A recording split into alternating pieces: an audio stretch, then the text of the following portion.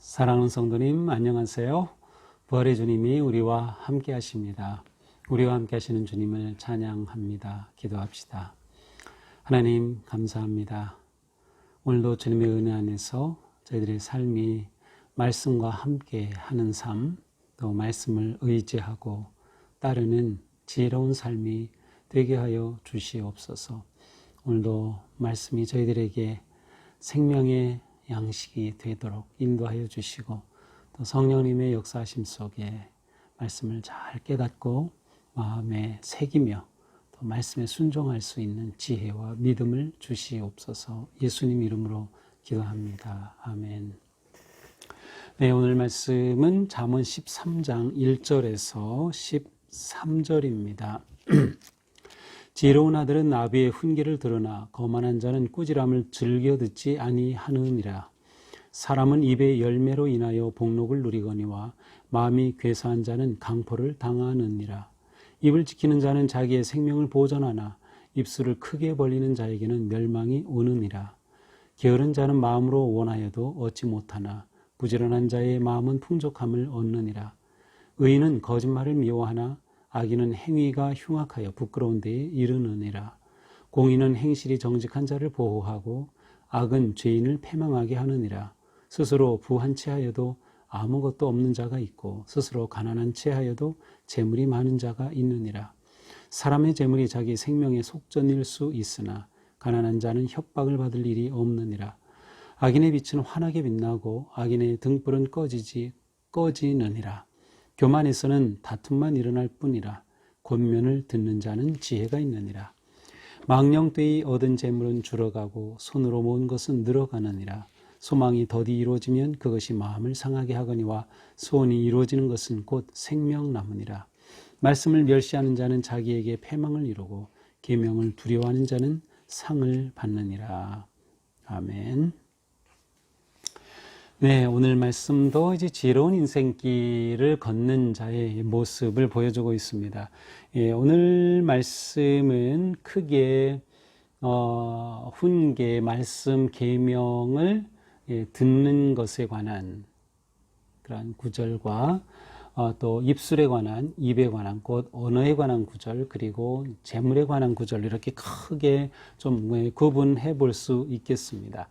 자, 1절입니다. 지혜로운 아들은 합의의 훈계를 들으나.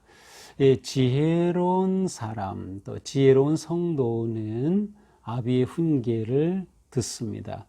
하나님의 말씀을 듣습니다. 하나님의 법에 귀를 기울이는 거죠. 훈계뿐만 아니라 꾸지람과 경고와 책망도 그렇게 받습니다. 그러나 지혜롭지 못한 자, 어리석은 자, 여기서는 거만한 자는 꾸지람을 즐겨 듣지 않느니라. 거만한 자는 자신에게 주어지는 훈계와 꾸지람에 대해 즐거워하지 않습니다. 자, 2절입니다. 사람은 입의 열매로 복록을 누리거니와 이제는 이제 언어에 관한 그러한 말씀이죠. 자, 사람은 입을 어떻게 사용하느냐에 따라서 그것이 복을 가져올 수 있고, 아니면 마음이 괴사한 자는 강포를 당하느니라. 마음이 사악하여서 그의 언어가 또한 바르지 못하면 그의 삶에 어두움과 두려움, 그리고 온갖 악이 몰려온다고 하는 것이죠. 이 언어 생활에 관해서는 2절뿐만 아니라 3절에서도 이어집니다. 입을 지키는 자는 자기의 계명을 보존하나 입술을 크게 벌리는 자에게는 멸망이 오느니라. 자, 자기의 입을 지키는 자는 생명을 보존한다. 함부로 말을 하거나 또 말을 많이 떠벌리거나 하지 않고 입을 잘 지킬 줄 아는 자는 자기의 생명까지도 지킵니다. 그러나 입술을 크게 벌리고 가벼운 자는 오히려 그 그릇된 언어로 인하여서 삶의 멸망이 찾아올 수도 있는 것이죠. 5절이죠. 의인은 거짓말을 미워하나 악인은 행위가 흉악하여 부끄러운 데에 이르느니라. 의인은 항상 말할 때에 의롭고 선한 말을 하려고 합니다. 그래서 거짓된 말은 미워하죠.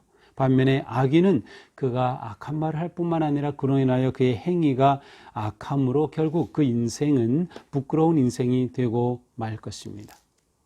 자, 언어 생활에 관하여 보면은 입을 통하여서 두 갈래로 나눠집니다. 복을 누리는 사람, 생명을 보존하는 사람, 그리고 바른 말을 하고 어리석은 말을, 거짓말을 미워하는 사람. 거꾸로 지혜롭지 못한 자는 그의 언어로 인하여서 멸망하게 되거나 강포를 당하거나 거짓말에 빠지거나 흉악함을 당하게 된다. 자, 그렇다고 하면 우리는 언어 생활이 얼마나 우리에게 중요한지를 깨달아서 우리의 입을 지켜야 하는 거죠. 3절입니다. 입을 지키는 자가 생명을 보존한다. 우리 입에 하나님께서 경비병을 세우셔서 우리의 입술을 지켜주시기를 기도하며 또한 성령님을 의지함으로 우리가 그렇게 살아갈 때 우리는 지혜로운 인생길을 걷게 되는 것입니다. 자, 그런데 이런 입의 열매가 마음과 연결되어 있어요. 그래서 2절에 보면 의로운 사람은 입의 열매로 인하여 복록을 누리지만 마음이 괴사한 자, 입과 마음을 같이 언급하는 것은 우리의 마음에서 언어가 나오고 언어가 또한 우리의 마음을 드러내기도 합니다. 따라서 바른 그러한 언어 생활을 하는 사람은 자신의 마음을 관리하고 마음을 지키는 겁니다. 그러니까 입술을 지킨다는 것은 마음을 지키는 것이고 아름다운 언어를 한다는 것은 아름다운 마음을 만들어간다고 하는 것이죠. 그러니까 우리가 지혜로운 삶을 산다는 것은 바로 우리의 마음을 만들어가고 우리의 입술을 세워가는 것입니다. 다음은 재물에 관한 그러한 말씀이죠. 7절입니다. 스스로 부한 채 하여도 아무것도 없는 자가 있고 스스로 가난한 채 하여도 재물이 많은 자가 있느니라. 자, 어떤 사람은 자기가 돈이 많은 것처럼 떠벌립니다. 그런데 실제로는 가진 것이 없는 사람이 있어요. 자, 어떤 사람은 또 가난한 채 합니다. 그런데 실제로는 재물이 많은 것이 있어요. 자, 근데 여기서는 부정적인 의미로 사용하고 있습니다. 아무것도 없는데 그냥 있는 것처럼 그렇게 산다고 하는 것이 아니라 그렇게 채한다는 거예요. 스스로 부한 채하는 것이죠. 그것은 자신의 참모습을 감추고 거짓된 모습으로 그렇게 드러내는 것이에요. 또 가난한 채하는 거예요. 재물이 많지만 교만하지 않게 겸손하게 묵묵히 살아간다는 뜻이 아니라 재물이 많은데 가난한 채하는 겁니다. 아마도 이 가난한 채하는 것은 자신이 쌓은 재물을 나누어 주지 않으려는 그러한 의도가 숨어 있음을 여기서 포함하고 있는 것이죠. 그래서 겸손한 모습과는 반대되는 그러한 모습입니다. 또한 우리는 여기서 사람의 겉모습과 실제는 얼마든지 다를 수 있다는 것이죠. 그런데 지혜로운 사람은 겉과 속이 사실은 같은 겁니다. 또한 지혜롭게 살 때에 우리는 다른 사람의 겉모습만 가지고 판단하지도 않는 것이죠. 재물에 관해서도 이와 같은 어떤 적용, 이와 같은 생각이 필요한 것이죠. 8절입니다. 사람의 재물이 자기의 생명의 속전일 수 있으나 가난한 자는 협박을 받을 일이 없느니라. 때로는 돈이 있어서 자신 생명의 속전일 수 있어요.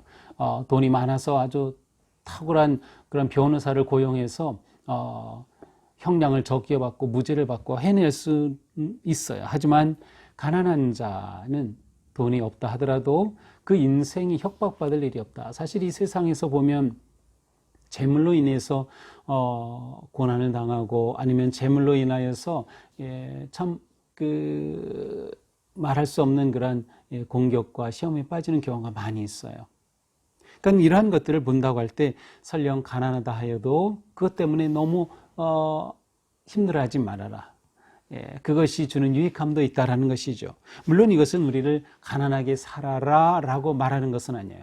현재 우리가 가지고 있는 것에 대해서 내가 많이 가지고 있으면 많이 있는 대로, 또 부족하고 또 적으면 적은 대로 그 안에서 내 삶을 하나님 안에 살아갈 수 있다고 하는 것이죠. 이어서 9절입니다. 의인의 빛은 환하게 빛나고 악인의 등불은 꺼지느니라. 자, 여기서는 이제 의인과 악인을 서로 대조하고 있는데요. 여기서 빛은 생명을 의미하기도 하고 하나님이 우주를 창조하실 때의 그 빛이기도 합니다. 빛이 있으라 하시니. 자, 그런데 그 뒤에 나오는 악인의 등불은 꺼진다. 여기서 등불은 집안에 밝히는 그런 작은 불입니다. 자, 앞에 나온 빛과 뒤에 나온 등불의 차이는 무엇일까요? 그것은 하나님이 창조하신 빛이고 뒤에 있는 것은 사람이 만들어낸 빛이라고 할 수 있어요. 자, 그런데 하나님이 창조하신 그 생명의 빛이야말로 환하게 계속 퍼지는 것입니다. 의인의 삶이 그러한 삶이라는 거죠.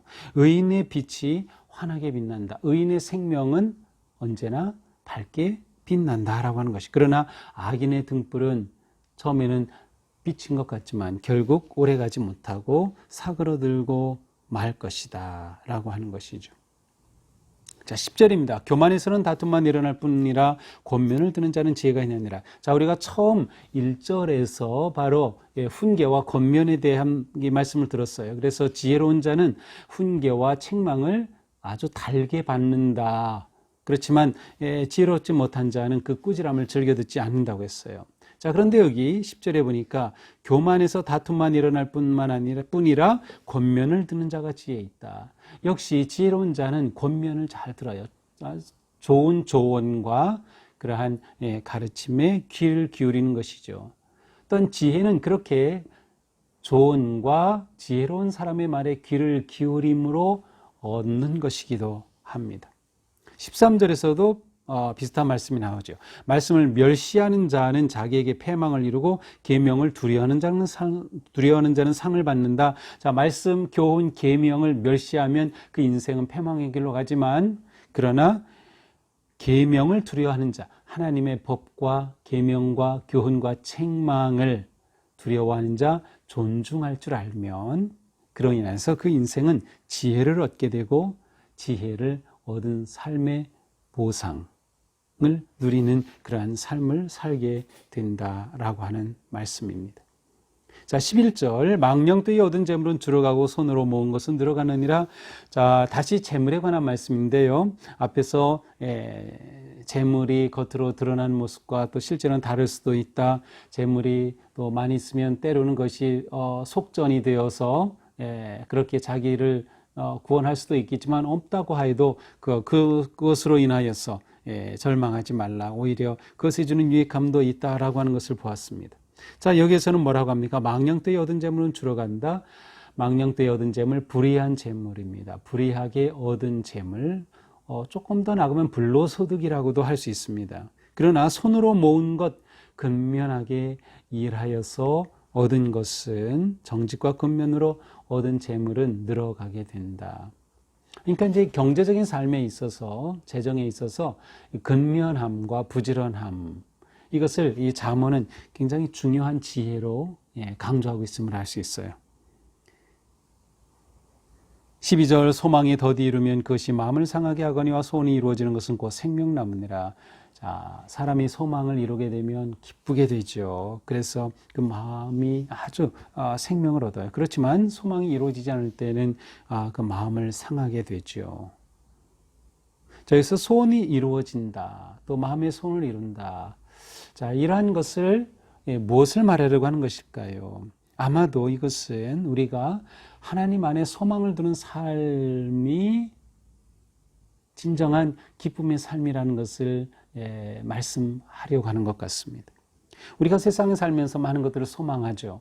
그래서 이루어지면 행복하고 기쁘지만 또 이루어지지 않으면 굉장히 마음이 상하게 되죠. 자, 그런데 우리가 하나님께 소망을 둔다고 하면 하나님은 의로우시고 자비로우시고 신실하신 분이시기 때문에 하나님 안에 둔 소망은 영원하며 그 소망은 성취된다.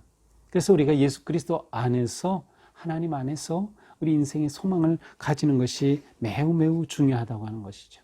우리가 어떤 상황에 처하든 하나님을 바라보며 하나님에 대한 소망을 가질 수 있다면 어떤 상황에서도 우리는 상하지 않고 우리의 마음을 지키며 하나님 앞에 거룩하게 설 수 있을 것입니다. 자, 오늘 말씀은 크게 세 가지로 보았습니다. 첫 번째는 훈계에 대한 태도인데요. 이것을 경청으로 한번 이렇게 생각해 봅니다. 우리가 지난 주일에 경청에 관한 말씀을 들었죠. 그래서 이 한 주 경청에 관한 그러한 경청의 옷을 입고 이 한 주를 우리가 살게 되는데 마침 오늘 말씀이 그것과 연결이 되는 것 같아요. 그래서 잘 경청할 줄 아는 사람, 훈계를 듣는 자, 말씀과 계명과 하나님의 법에 귀를 기울이고 경청하는 자가 지혜로운 자다. 경청하지 못하는 것은 결국 마음의 교만의 문제입니다. 자기가 다 안다고 생각하고 자기가 아는 지식이 전부라고 생각하고 그것이 가장 옳다고 생각하는 사람은 결코 어떠한 훈계와 교훈에도 귀를 기울이지 않을 겁니다. 경청은 마음의 문제이고 겸손한 마음이 경청의 성품을 입으며 그 경청으로 우리는 지혜로운 인생길을 걸어가게 된다라고 하는 것이죠. 말씀과 하나님의 계명에 대한 우리의 태도입니다.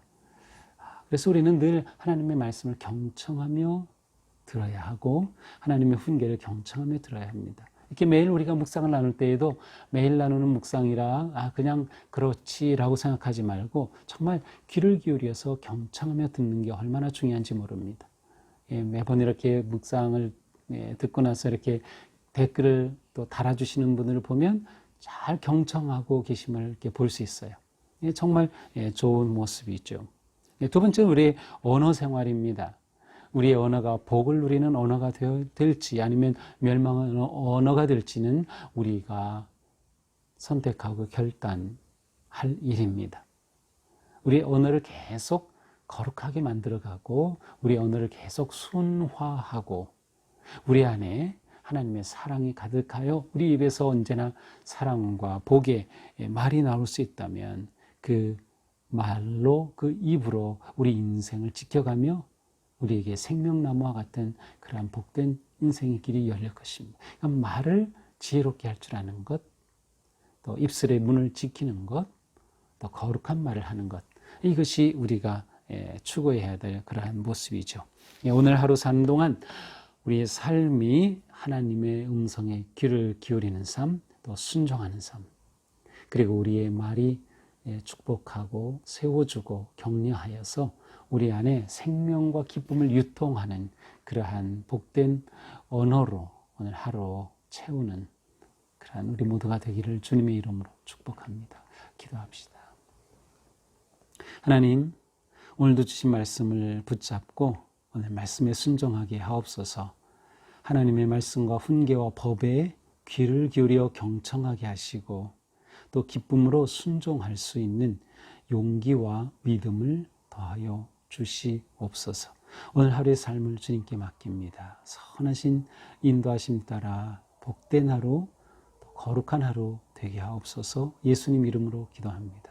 아멘.